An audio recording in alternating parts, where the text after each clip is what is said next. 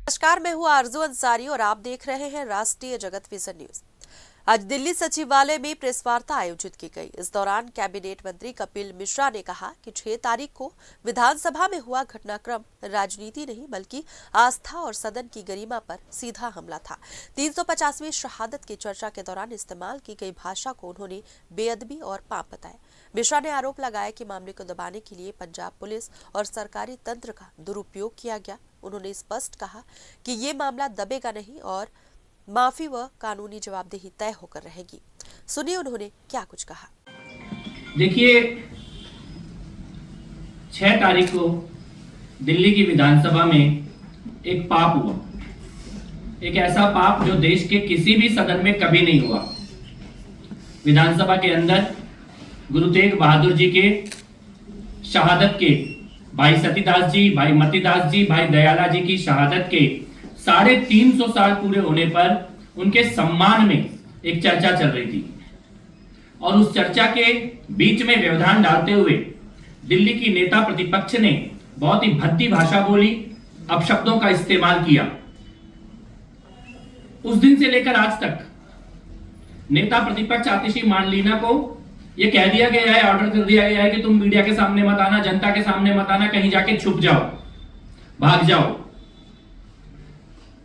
और इस पाप को छुपाने के लिए अरविंद केजरीवाल के इशारे पर पंजाब सरकार के संसाधनों का दुरुपयोग किया जा रहा है, पंजाब पुलिस का दुरुपयोग किया जा रहा है, लोगों के ऊपर झूठे मुकदमे दर्ज कराए जा रहे हैं और डराने की कोशिश की जा रही है।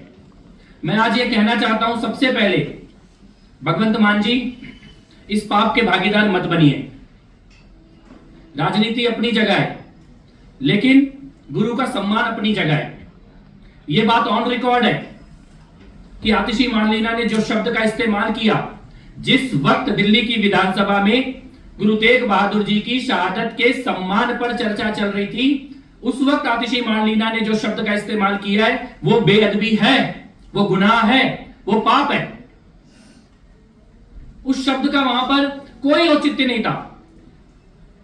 और जिस प्रकार से आतिशी मार्लेना इसके बाद फरार हो गई हैं, गायब हो गई हैं, मिसिंग है, लापता है, उससे यह स्पष्ट है कि यह पाप जानबूझकर किया गया है। दिल्ली के विधानसभा अध्यक्ष ने बार बार उनको बोला जब तक सदन चला कि विधानसभा में आकर अपनी स्थिति स्पष्ट कीजिए, लेकिन आतिशी मार्लेना उस दिन के बाद से दिल्ली विधानसभा कभी नहीं आई, एक बार भी नहीं आई, मीडिया के सामने भी नहीं आई। उनको ऑर्डर दे दिया गया है कि तुम भाग जाओ और हम पीछे से झूठे मुकदमे करके, साजिशें करके इस मामले को दबाने की कोशिश करेंगे।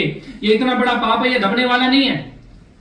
और अरविंद केजरीवाल जी, हम आपके मुकदमों से नहीं डरते, हम आपके पुलिस के दुरुपयोग से नहीं डरते, और अगर आपको लगता है कि आप गिरफ्तार कर लोगे, जेल डाल दोगे, तो हम जेल जाने से भी नहीं डरते। इस मामले में ये आस्था का विषय है, ये सदन की गरिमा का विषय भी है और ये आस्था का विषय भी है। इस मामले में हम चुप नहीं बैठेंगे, ना इस मामले में हम डरेंगे। कायदे से अरविंद केजरीवाल जी को आतिशी मार्लेना को बुलाना चाहिए था और आतिशी से कहना चाहिए था माफी मांगो, और पंजाब पुलिस को तो इसमें बिल्कुल शामिल नहीं करना चाहिए था। जैसे झूठे मुकदमे करे गए हैं, ऊपर वाला भी देख रहा है, ईश्वर देख रहा है। भगवंत मान जी, केजरीवाल के चक्कर में अपना धर्म खराब मत करो, अपना आस्था खराब मत करो। आपको राजनीति की जगह राजनीति करिए, लेकिन इस विषय पर मत करिए।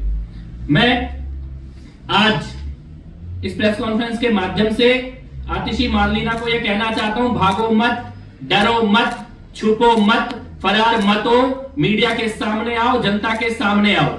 और ये एक पोस्टर है जो आज हम लोग रिलीज करने जा रहे हैं मीडिया के सामने और देश की जनता के सामने।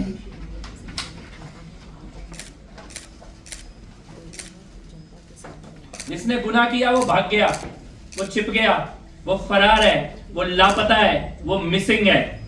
उनकी हिम्मत नहीं थी कि विधानसभा का सामना करें। बार बार विधानसभा अध्यक्ष ने उन्हें बुलाया, लेकिन वो विधानसभा में नहीं आई। उनकी हिम्मत नहीं थी कि वो कैमरों का सामना करें, कि वो जनता का सामना करें, और अपने आप को एकदम गायब कर लिया। असली अपराधी वो है जो गायब है, जो फरार है, जो मिसिंग है, जो लापता है।